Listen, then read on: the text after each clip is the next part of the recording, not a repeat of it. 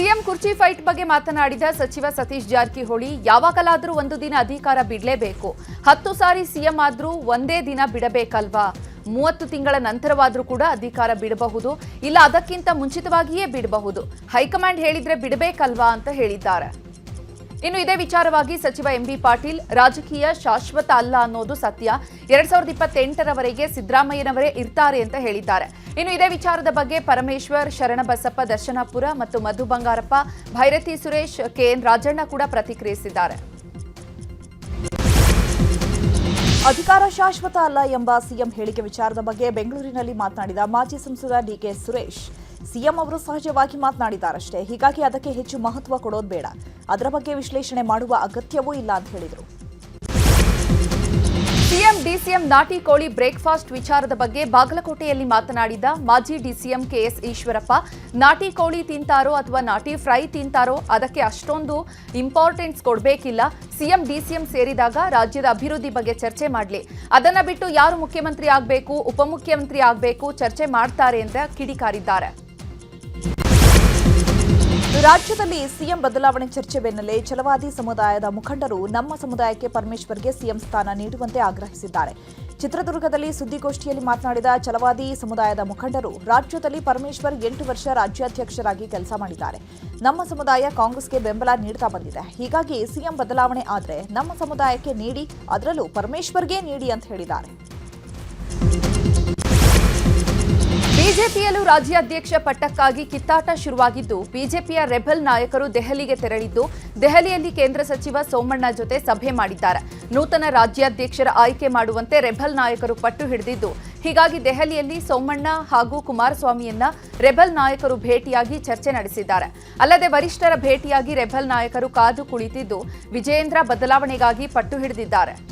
ಇನ್ನು ವಿಜಯೇಂದ್ರ ಬದಲಾವಣೆಗೆ ಪಟ್ಟು ಹಿಡಿದಿರುವ ರೆಬೆಲ್ ನಾಯಕರ ವಿಚಾರದ ಬಗ್ಗೆ ಮಾತನಾಡಿದ ಮಾಜಿ ಡಿಸಿಎಂ ಈಶ್ವರಪ್ಪ, ಬಿಜೆಪಿಯಲ್ಲಿ ಏನೇ ರೆಬೆಲ್ ಇದ್ರೂ ಕೂಡ ಅದನ್ನು ಸುಧಾರಿಸಿ ಸರಿ ಮಾಡುವಂತಹ ಶಕ್ತಿ ಕೇಂದ್ರ ನಾಯಕರಿಗೆ ಇದೆ. ಯಾವುದೇ ವ್ಯಕ್ತಿಯ ಮೇಲೆ ಈ ಪಕ್ಷ ಇಲ್ಲ, ಎಲ್ಲವನ್ನ ಕೂಡ ಹೈಕಮಾಂಡ್ ನಿರ್ಧರಿಸುತ್ತೆ ಅಂತ ಹೇಳಿದ್ದಾರೆ. ಡಿಸೆಂಬರ್ 6ರಂದು ರಾಜ್ಯದ ಎಲ್ಲಾ ಜಿಲ್ಲಾ ಕೇಂದ್ರಗಳಲ್ಲಿ ಬೃಹತ್ ಪ್ರತಿಭಟನೆ ನಡೆಸುವುದಾಗಿ ಮಾಜಿ ಶಾಸಕ ಹಾಗೂ ಬಿಜೆಪಿ ವಕ್ತಾರ ರಾಜ್ಕುಮಾರ್ ಪಾಟೀಲ್ ತೇಲ್ಕೂರ್ ಹೇಳಿದ್ದಾರೆ. ಕಲಬುರಗಿಯಲ್ಲಿ ಮಾತನಾಡಿದ ಅವರು, ರೈತರು ತೀವ್ರ ಸಂಕಷ್ಟದಲ್ಲಿದ್ದಾರೆ, ಆದರೆ ಸರ್ಕಾರ ಕುರ್ಚಿ ಕದನದಲ್ಲಿ ಬ್ಯುಸಿಯಾಗಿದೆ. ಕಲಬುರಗಿ ಕರ್ನಾಟಕದಲ್ಲಿದೆ ಅನ್ನೋದು ಉಸ್ತುವಾರಿ ಮಂತ್ರಿ ಪ್ರಿಯಾಂಕ್ ಖರ್ಗೆ ಮರೆತಿದ್ದಾರೆ. ಕಬ್ಬು ಬೆಳೆಗಾರರು ನಿರಂತರವಾಗಿ ಹೋರಾಟ ಮಾಡಿದ್ರೂ ಸಹ ಸರ್ಕಾರ ಕಣ್ಣು ತೆರೀತಾ ಇಲ್ಲ. ಸರ್ಕಾರ ಟನ್ ಕಬ್ಬಿಗೆ 3,300 ರೂಪಾಯಿ ದರ ನಿಗದಿ ಮಾಡಿದ್ರೂ ಕೂಡ ಕಲಬುರಗಿಯಲ್ಲಿ ಕಾರ್ಯರೂಪಕ್ಕೆ ಬಂದಿಲ್ಲ ಅಂತ ಕಿಡಿಕಾರಿದ್ರು. ಕಾಂಗ್ರೆಸ್ ಕುರ್ಚಿ ಕದನದ ವಿಚಾರವಾಗಿ ಮಾತನಾಡಿದ ಪರಿಷತ್ ವಿಪಕ್ಷ ನಾಯಕ ಛಲವಾದಿ ನಾರಾಯಣಸ್ವಾಮಿ, ಕಾಂಗ್ರೆಸ್ನಲ್ಲಿ ಯಾರು ಹೈಕಮಾಂಡ್ ಅಂತ ಗೊಂದಲ ಇತ್ತು, ಈಗ AICC general secretary Venugopal high command ಆಗಿದ್ದಾರೆ. ಇವತ್ತು ಸಿಎಂ ಸಹ ವೇಣುಗೋಪಾಲನ್ನ ಭೇಟಿಯಾಗಿದ್ದಾರೆ. ಕಾಂಗ್ರೆಸ್ಗೆ ಬಂಡವಾಳ ಇರುವಂತಹ ಏಕೈಕ ರಾಜ್ಯ ಅಂದ್ರೆ ಅದು ಕರ್ನಾಟಕ. ಹಾಗಾಗಿ ರಾಜ್ಯದ ಹಿತ ಮರೆತು ಹೇಗಾದ್ರೂ ಮಾಡಿ ಸಿಎಂ ಸ್ಥಾನ ಉಳಿಸ್ಕೋಬೇಕು ಅಂತ ಸಿದ್ದರಾಮಯ್ಯ ಪ್ರಯತ್ನ ಮಾಡ್ತಿದ್ದಾರೆ ಅಂತ ಕಿಡಿಕಾರಿದ್ದಾರೆ.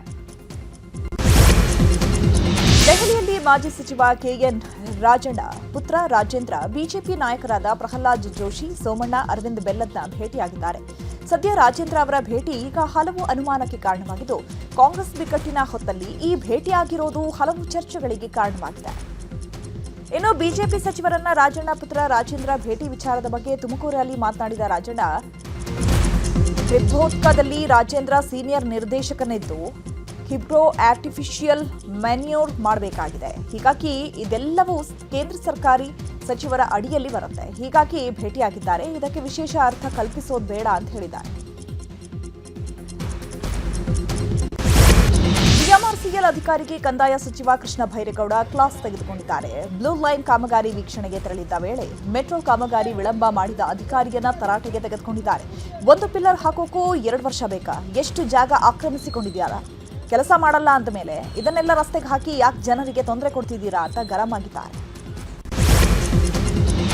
ಕೊಲೆ ಆರೋಪಿ ದರ್ಶನ್ಗೆ ಈಗ ಮತ್ತೊಂದು ಸಂಕಷ್ಟ ಶುರುವಾಗಿದೆ. ಮನೆಯಲ್ಲಿ ಪತ್ತೆಯಾಗಿದ್ದ 82 ಲಕ್ಷ ಹಣದ ಕುರಿತಾಗಿ ಐಟಿ ವಿಚಾರಣೆಯನ್ನ ದರ್ಶನ್ ಎದುರಿಸಬೇಕಾದ ಸ್ಥಿತಿ ಬಂದಿದೆ. ನಟ ದರ್ಶನ್ ಮನೆಯಲ್ಲಿ ಪೊಲೀಸರು 82 ಲಕ್ಷ ಹಣವನ್ನ ಸೀಸ್ ಮಾಡಿದ್ರು. ಆದರೆ ಹಣದ ಬಗ್ಗೆ ದರ್ಶನ್ ಸರಿಯಾದ ಮಾಹಿತಿ ನೀಡಿರಲಿಲ್ಲ. ಹೀಗಾಗಿ 82 ಲಕ್ಷ ಹಣವನ್ನ ಐಟಿ ತನಿಖಾಧಿಕಾರಿಗಳು ನೀಡಿದ್ದು, ಸದ್ಯ ಹಣದ ಮೂಲದ ಪತ್ತೆಗಾಗಿ ಐಟಿ ಅಧಿಕಾರಿಗಳು ತನಿಖೆ ಆರಂಭಿಸಿದ್ದು, ದರ್ಶನ್ಗೆ ಮತ್ತೊಂದು ಸಂಕಷ್ಟ ಶುರುವಾಗಿದೆ.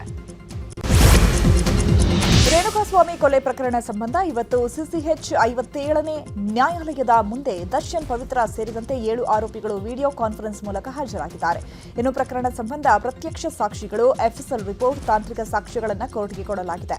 ಇನ್ನು ಜಡ್ಜ್ ಮುಂದೆ ದರ್ಶನ್ ಕೈಕಟ್ಟಿ ಸಪ್ಪೆ ಮುಖ ಹಾಕೊಂಡು ನಿಂತಿದ್ದು ವಾದ ಪ್ರತಿವಾದ ಆಲಿಸುತ್ತಿದ್ದಾರೆ. ಮನೆ ಕೆಲಸದ ಮಹಿಳೆ ಮೇಲೆ ಅತ್ಯಾಚಾರ ಆರೋಪ ಪ್ರಕರಣಕ್ಕೆ ಸಂಬಂಧಪಟ್ಟಂತೆ ಜಾಮೀನು ಕೋರಿ ಪ್ರಜ್ವಲ್ ರೇವಣ್ಣ ಸಲ್ಲಿಸಿದ ಅರ್ಜಿಯನ್ನ ಹೈಕೋರ್ಟ್ ತಿರಸ್ಕರಿಸಿದೆ.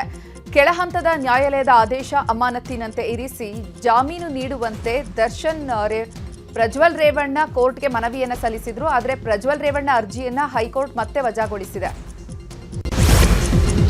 ಶಾಲೆಯಲ್ಲಿ ಬಿಸಿಯೂಟಕ್ಕೆ ಕಳಪೆ ಮಟ್ಟದ ಆಹಾರ ಪದಾರ್ಥ ಪೂರೈಕೆ ಹಿನ್ನೆಲೆ ಶಾಲೆಗೆ ಪೋಷಕರು ಮುತ್ತಿಗೆ ಹಾಕಿರುವ ಘಟನೆ ಉತ್ತರ ಕನ್ನಡ ಜಿಲ್ಲೆಯ ಹಳಿಯಾಳದ ಯಢೋಗ ಗ್ರಾಮದಲ್ಲಿ ನಡೆದಿದೆ. ಇಲ್ಲಿನ ಸರ್ಕಾರಿ ಕಿರಿಯ ಪ್ರಾಥಮಿಕ ಶಾಲೆಗೆ ಕಳಪೆ ಆಹಾರ ಪದಾರ್ಥ ಪೂರೈಕೆ ಮಾಡಲಾಗ್ತಾ ಇದೆ ಅಂತ ಪೋಷಕರು ಆರೋಪಿಸಿ ಪ್ರತಿಭಟನೆ ನಡೆಸಿದ್ದಾರೆ. ಹುಳು ಬಿದ್ದಿರುವ ತೊಗರಿ ಬೇಳೆಯನ್ನ ಶಾಲೆಗೆ ಪೂರೈಕೆ ಮಾಡಲಾಗ್ತಾ ಇದೆ. ಆದರೆ ಶಾಲಾ ಆಡಳಿತ ಮಂಡಳಿ ಯಾವುದೇ ಕ್ರಮ ಕೈಗೊಂಡಿಲ್ಲ. ಹೀಗಾಗಿ ಆಡಳಿತ ವರ್ಗ ಮತ್ತು ಶಿಕ್ಷಣ ಇಲಾಖೆ ಅಧಿಕಾರಿಗಳ ವಿರುದ್ಧ ಕ್ರಮ ಕೈಗೊಳ್ಳುವಂತೆ ಪೋಷಕರು ಆಗ್ರಹಿಸಿದ್ದಾರೆ. 1.5 ವರ್ಷದ ಗಂಡು ಮಗು ಕಳ್ಳತನ ಪ್ರಕರಣ ಸುಖಾಂತ್ಯ ಕಂಡಿದೆ. ವಿಜಯಪುರದ ಚಡಚಣ ಪಟ್ಟಣದ ಶಿವಾಜಿನಗರದಲ್ಲಿ ಆಟವಾಡ್ತಾ ಇದ್ದ ಮಗುವನ್ನ ಮಹಿಳೆ ಒಬ್ಬರು ಎತ್ಕೊಂಡು ಹೋಗಿದ್ರು. ಸದ್ಯ ಮಗು ಕಳ್ಳತನವಾಗಿದೆ ಅಂತ ಪೊಲೀಸರಿಗೆ ಪೋಷಕರು ದೂರು ಕೊಟ್ಟಿದ್ರು. ಆದರೆ ಮಗುವನ್ನ ಮಹಿಳೆ ಚಡಚಣ ಪಟ್ಟಣದ ಸಂಗಮೇಶ್ವರ ದೇವಸ್ಥಾನದ ಹತ್ತಿರ ಬಿಟ್ಟು ಹೋಗಿದ್ರು. ಸದ್ಯ ಮಗುವನ್ನ ಪೊಲೀಸರು ಪೋಷಕರ ಮಡಿಲಿಗೆ ಸೇರಿಸಿದ್ದು ಪ್ರಕರಣ ಸುಖಾಂತ್ಯ ಕಂಡಿದೆ. ದಾಲ್ಮಿಯಾ ಸಿಮೆಂಟ್ ಕಾರ್ಖಾನೆಯಲ್ಲಿ ಆಯತಪ್ಪಿ ಕಾರ್ಮಿಕ ಕೆಳಗೆ ಬಿದ್ದು ಸಾವನ್ನಪ್ಪಿರುವ ಘಟನೆ ಬೆಳಗಾವಿಯ ಮೂಡಲಗಿ ತಾಲೂಕಿನ ಯಾದವಾಡ ಗ್ರಾಮದಲ್ಲಿ ನಡೆದಿದೆ. ಈ ಘಟನೆಯಲ್ಲಿ ಇನ್ನಿಬ್ಬರಿಗೂ ಗಂಭೀರ ಗಾಯಗಳಾಗಿದ್ದು ಆಸ್ಪತ್ರೆಗೆ ದಾಖಲಿಸಲಾಗಿದೆ. ಇನ್ನು ಕಾರ್ಮಿಕ ರಮೇಶ್ ಲಕ್ಷಾಂತರ ಮೌಲ್ಯದ ಬೆಳ್ಳಿ ಆಭರಣ, ನಗದು ದೋಚಿ ಕಳ್ಳರು ಎಸ್ಕೇಪ್ ಆಗಿರುವ ಘಟನೆ ಗದಗ ನಗರದ ಮಹೇಂದ್ರಕರ್ ಸರ್ಕಲ್ ಬಳಿಯ ಶಾಂತಾದುರ್ಗ ಜ್ಯುವೆಲರಿಯಲ್ಲಿ ನಡೆದಿದೆ. ಮಾಲೀಕ ಎಂದಿನಂತೆ ಶಾಪ್ ಓಪನ್ ಮಾಡಿದ ಬೆಳ್ಳಿ ಆಭರಣಗಳನ್ನು ಕದಿಮರು ಕಳವು ಮಾಡಿದ್ದಾರೆ. ಕೂಡಲೇ ಪೊಲೀಸರಿಗೆ ಮಾಲೀಕ ಮಾಹಿತಿ ನೀಡಿದ್ದು ಸ್ಥಳಕ್ಕೆ ದೌಡಾಯಿಸಿದ ಗದಗ ಶಹರ ಪೊಲೀಸರು ಶ್ವಾನದಳ ಭೇಟಿ ನೀಡಿ ಆ ಸ್ಥಳವನ್ನು ಪರಿಶೀಲನೆ ಮಾಡಿದೆ. ದೇವರ ಮೂರ್ತಿಗಳನ್ನು ಭಗ್ನ ಮಾಡಿ ನಾಗರ ಮೂರ್ತಿಗಳನ್ನು ಕಳ್ಳತನ ಮಾಡಿರುವಂತಹ ಘಟನೆ ದಾವಣಗೆರೆ ಜಿಲ್ಲೆ ಜಗಳೂರು ಪಟ್ಟಣದಲ್ಲಿ ನಡೆದಿದೆ. 150 ವರ್ಷದ ಹಳೆಯ ನಾಗರಕಟ್ಟೆಯಲ್ಲಿ ಪ್ರತಿಷ್ಠಾಪನೆ ಮಾಡಿದ 7 ನಾಗರ ಮೂರ್ತಿಗಳ ಪೈಕಿ 2 ಮೂರ್ತಿಗಳನ್ನು ಕಳ್ಳತನ ಮಾಡಿದ್ದಾರೆ. ಕಳ್ಳತನದ ವೇಳೆ ಉಳಿದ ದೇವರ ವಿಗ್ರಹಗಳನ್ನು ವಿರೂಪಗೊಳಿಸಿದ್ದಾರೆ.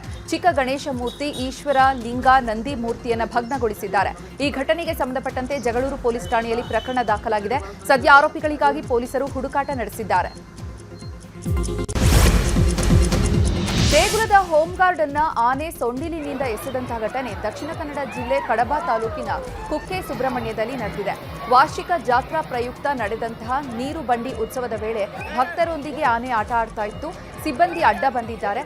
ಈ ವೇಳೆ ಕೋಪಗೊಂಡಂತಹ ಯಶಸ್ವಿನಿ ಆನೆ ಸಿಬ್ಬಂದಿಯನ್ನು ಆಚೆಗೆ ತಳ್ಳಿದ್ದು ಬಳಿಕ ಭಕ್ತರ ಜೊತೆ ನೀರಿನಲ್ಲಿ ಆಟವಾಡಿದೆ.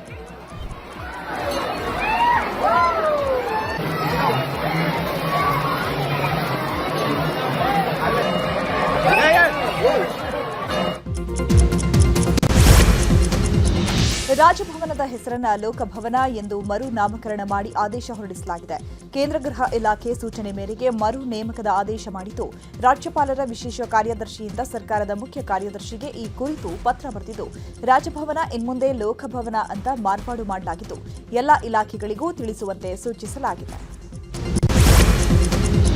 ಬೆಂಗಳೂರಿನ ಕೆಂಪೇಗೌಡ ಏರ್ಪೋರ್ಟ್ನಲ್ಲಿ ವಾಹನ ದಟ್ಟಣೆ ತಪ್ಪಿಸಲು ಹೊಸ ನಿಯಮ ಜಾರಿ ಮಾಡಲಾಗಿದೆ. ಡಿಸೆಂಬರ್ 8ರಿಂದ ಹೊಸ ನಿಯಮ ಜಾರಿಯಾಗಲಿದೆ. ಟರ್ಮಿನಲ್ 1 ಮತ್ತು 2ರ ಅರೈವಲ್ ಮತ್ತು ಪಿಕಪ್ ಪಾಯಿಂಟ್ಗಳಲ್ಲಿ ಇನ್ಮುಂದೆ ನೂತನ ನಿಯಮ ಇರಲಿದೆ.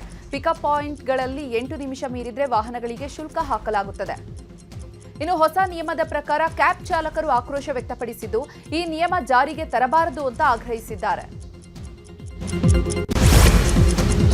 ದಕ್ಷಿಣ ಆಫ್ರಿಕಾ ವಿರುದ್ಧ 2ನೇ ಏಕದಿನ ಪಂದ್ಯದಲ್ಲಿ ರನ್ ಮಷೀನ್ ವಿರಾಟ್ ಕೊಹ್ಲಿ ಮತ್ತೊಂದು ಶತಕ ಬಾರಿಸಿದ್ದಾರೆ. ರಾಯ್ಪುರದ ಶಹೀದ್ ವೀರ್ ನಾರಾಯಣ್ ಸಿಂಗ್ ಅಂತಾರಾಷ್ಟ್ರೀಯ ಕ್ರೀಡಾಂಗಣದಲ್ಲಿ ನಡೆದ ಪಂದ್ಯದಲ್ಲಿ ವಿರಾಟ್ ಹಾಗೂ ಋತುರಾಜ್ ಭರ್ಜರಿ ಶತಕ ಸಿಡಿಸಿ ಮಿಂಚಿದ್ದಾರೆ. ಸರಣಿಯ ಮೊದಲ ಪಂದ್ಯದಲ್ಲೂ ವಿರಾಟ್ ಕೊಹ್ಲಿ ಆಕರ್ಷಕ ಶತಕ ಸಿಡಿಸಿದ್ರು. ಸದ್ಯ ಏಕದಿನ ಕ್ರಿಕೆಟ್ ಪಂದ್ಯದಲ್ಲಿ ವಿರಾಟ್ ಕೊಹ್ಲಿ 53ನೇ ಶತಕ ಬಾರಿಸಿ ವಿಶ್ವ ದಾಖಲೆ ಮಾಡಿದ್ದಾರೆ. ಭಾರತ 50 ಓವರ್ಗಳಲ್ಲಿ 5 ವಿಕೆಟ್ ನಷ್ಟಕ್ಕೆ 358 ರನ್ ಗಳಿಸಿದ್ದು ದಕ್ಷಿಣ ಆಫ್ರಿಕಾಗೆ ಕಠಿಣ ಗುರಿ ನೀಡಿದೆ. ರಾಮಯ್ಯ ಇನ್ಸ್ಟಿಟ್ಯೂಟ್ ಆಫ್ ಟೆಕ್ನಾಲಜಿ ಕಾಲೇಜಿನಲ್ಲಿ ಎವಲ್ಯೂಟ್ ಸ್ಪಾಟ್ ಆಫ್ ಅವಾರ್ಡ್ 2025 ಕಾರ್ಯಕ್ರಮ ನಡೆಸಲಾಗಿದೆ. ಮತ್ತು ಸ್ಟಾರ್ಟ್ಅಪ್ಗಳಿಗೆ ಪ್ರೋತ್ಸಾಹ ಕೊಡುವಂತಹ ನಿಟ್ಟಿನಲ್ಲಿ ಪ್ರತಿ ವರ್ಷ ಕಾಲೇಜು ಆವರಣದಲ್ಲಿ ಈ ಕಾರ್ಯಕ್ರಮ ನಡೆಸಲಾಗುತ್ತೆ. ಅದರಂತೆ ಇವತ್ತು ಕೂಡ ಕಾರ್ಯಕ್ರಮ ನಡೆದಿದ್ದು, ಈ ಕಾರ್ಯಕ್ರಮದಲ್ಲಿ ಭಾರತದ ತಂತ್ರಜ್ಞಾನದಲ್ಲಿ ಮುಂದುವರಿದ 500 ಕಂಪನಿಗಳ ಪೈಕಿ 22 ಕಂಪನಿಗಳ ಆಯ್ಕೆ ಮಾಡಿಕೊಂಡು ಅನುದಾನ ನೀಡುವುದರ ಜೊತೆಗೆ ಗುರುತಿಸಿ ಸನ್ಮಾನ ಮಾಡಲಾಗಿದೆ. ಈ ಕಾರ್ಯಕ್ರಮದಲ್ಲಿ ಗೋಕುಲ ಎಜುಕೇಷನ್ ಟ್ರಸ್ಟ್ ಗೌರವ ಕಾರ್ಯದರ್ಶಿ ಎಂಆರ್ ಆನಂದರಾಮ್ ಮತ್ತು ಅವರು ಸೇರಿದಂತೆ ಹಲವು ಗಣ್ಯರು ಭಾಗಿಯಾಗಿದ್ದರು. ಕಳೆದ 4 ವರ್ಷಗಳಿಂದ ನಮ್ಮ ರಾಮಯ್ಯ ಎವಿಲ್ಯೂಟು ಪ್ರಾರಂಭ ಆಗಿ MSR ಎವಿಲ್ಯೂಟು ನಮ್ಮ ಸಮರ್ಥ ಅವರು ಇದನ್ನು ನಡೆಸ್ಕೊಂಡು ಹೋಗ್ತಾ ಇರೋದು. ನಾವು ಸಂಪೂರ್ಣವಾಗಿ ಇವ್ರ ಬೆಂಬಲ ನೀಡಿಕೊಂಡು ಇದರಲ್ಲಿ ಉದ್ದೇಶ ಏನಂದರೆ ಸ್ಟಾರ್ಟಪ್ ಕಂಪನೀಸ್ಗೆ ಟೆಕ್ನಿಕಲ್ ಕಂಪನೀಸ್ಗೆ ಹೆಚ್ಚು ಜನರಿಗೆ ಜಾಬ್ಸ್ ಕೊಡುವಂಥ ಒಂದು ಕೆಲಸ ಯಾವುದೇ ಎಜುಕೇಷನ್ ಇನ್ಸ್ಟಿಟ್ಯೂಷನ್ ಮಾಡಿಲ್ಲ. 2 ಇನ್ಸ್ಟಿಟ್ಯೂಷನ್ಸ್ ಇದಕ್ಕೆ ಮುಂಚೆ ಮಾಡಿದ್ದು, IIT Chennai and IIT Bombay. ಅದಾದ ನಂತರ MS Ramaiah institute of technology ಪ್ರಾರಂಭ ಮಾಡಿ ನಮ್ಮ ಡಾಕ್ಟರ್ MR ಜಯರಾಮ್ ಅವರು, ನಾವು ನಮ್ಮ ಸಮರ್ಥ ಅವ್ರನ್ನ ಸಂಪೂರ್ಣವಾಗಿ ಈ ಒಂದು ಕೆಲಸಕ್ಕೆ ಅವ್ರನ್ನ ಜವಾಬ್ದಾರಿ ಕೊಟ್ಟು ಅವ್ರು ನಡೆಸ್ತಾ ಇದ್ದಾರೆ. ಕಳೆದ